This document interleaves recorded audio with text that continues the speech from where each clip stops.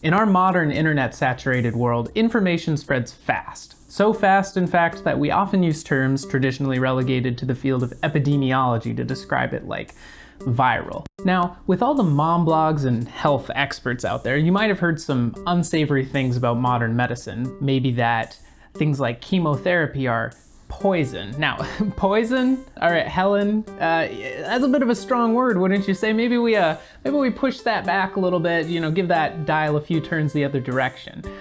But when you think about it, chemotherapy in some sense is poison. In fact, in another sense, all medication is poison. Now, wow, Alec, that's a bit of a statement. Medication is poison. Can't wait to see how you walk that one back. And I will. Right here on Super Medical Fun Time. Hey, look at all this. I'm a medical student. Look at this junk.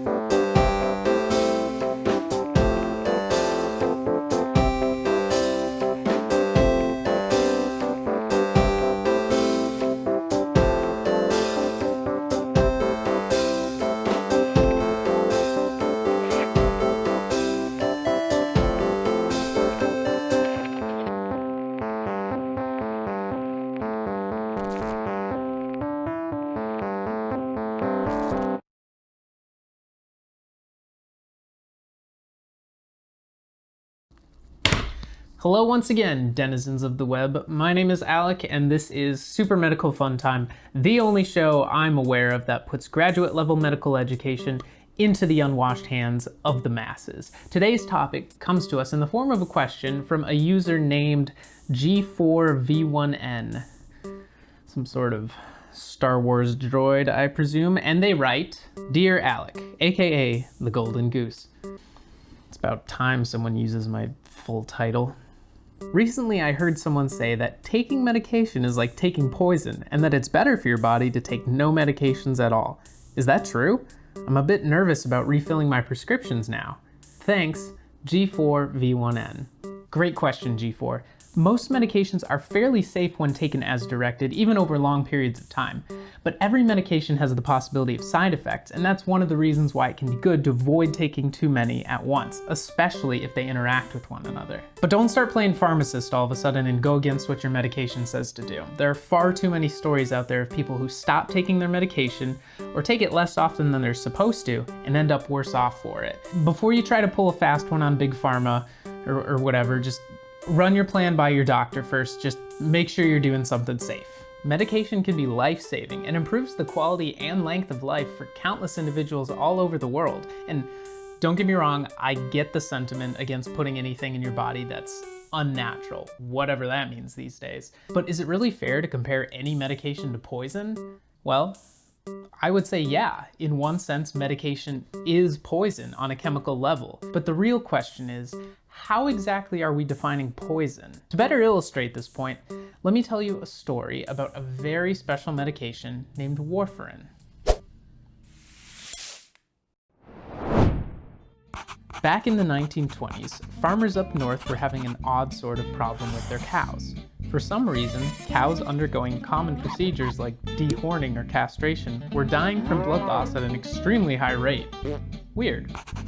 Eventually, it was discovered that all these cows were eating fodder that contained spoiled clover that had been producing a unique compound that was inhibiting important parts of the clotting cascade, as mentioned in the blood episode. Later, in the 1940s, scientists at the University of Wisconsin identified the unknown compound as dicoumarol, a product of coumarin, an organic molecule naturally found in many plants, responsible for the sweet smell you often notice with freshly cut grass. Sweet clover has a lot of coumarin, which led to a lot of dicoumarol, which led to a lot of cows bleeding out. Now, it wasn't understood how exactly dicoumarol did what it did, but scientists figured it did a number on those cows and a bunch of rabbits in a lab leading to its discovery, so maybe we can make it into useful stuff? They eventually determined that useful stuff would be a pharmaceutical anticoagulant and rat poison. The former simply going by dicoumarol, and the latter being developed through funding by the Wisconsin Alumni Research Foundation, taking the name warfarin. A decade or so later, people realized that warfarin was actually a better anticoagulant than dicumorol alone. Certainly good enough to hemorrhage rats to death, but possibly good enough to keep humans alive. 70 years later, and warfarin is on the World Health Organization's list of essential medications and is one of the most prescribed medications by doctors today. And that is how rat poison became an essential medication. You see, medicine and poison really aren't all that different from a chemistry standpoint. They both act to adjust the body's self-regulation, or homeostasis as we call it. In the example of warfarin, your body has an enzyme called vitamin K epoxide reductase, or VKORC as it's commonly abbreviated. Now, vitamin K epoxide reductase exists to reactivate vitamin K. Vitamin K is crucial for helping clotting factors do their job in the clotting cascade. So warfarin inhibits vitamin K epoxide reductase, which in turn leads to less activated vitamin K, which leads to a lower tendency to form clots. Now, blood clots can be good or bad. People at risk of heart attacks, a disease that can often be caused by undesirable clotting in arteries, can really benefit from warfarin's ability to shift the clotting tendency of the body towards a safer level. This is one of warfarin's most common medical applications, preventing heart attacks. Now, perhaps a person is on the other end of the homeostatic spectrum, like a hemophiliac, and could actually use a little more clotting so they aren't at risk of life-threatening bleeds. Or maybe this rat isn't done using its blood or living its little rat life and would prefer not to bleed to death internally. Well, in either of these cases, warfarin would be a terrible thing to give because it'll actually move them further away from a safe level of clotting.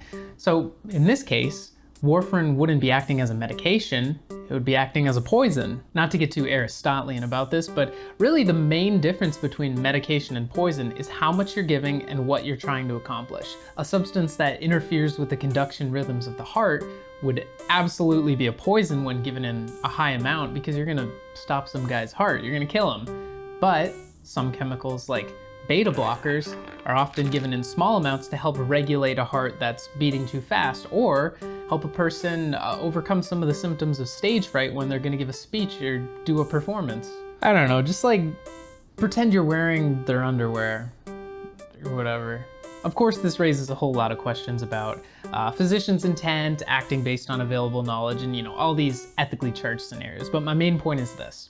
Medication isn't some purely good innocent substance, and poison isn't some insidious green liquid in a skull-shaped bottle. All substances put into the body interact with it, most to a negligible degree, like carbonated water, but some stronger chemicals to a more noteworthy extent. These can all be used in safe or dangerous ways, and it's up to us to use them responsibly. Thanks for the question, G4. Hope that helps.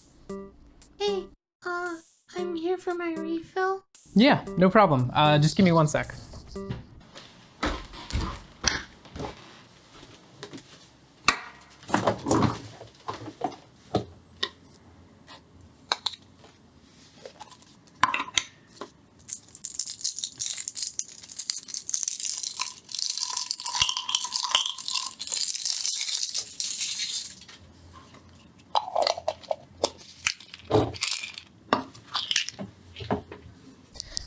All right, here you go, Gav. Remember, a quarter pill every day with food. Okay, thanks.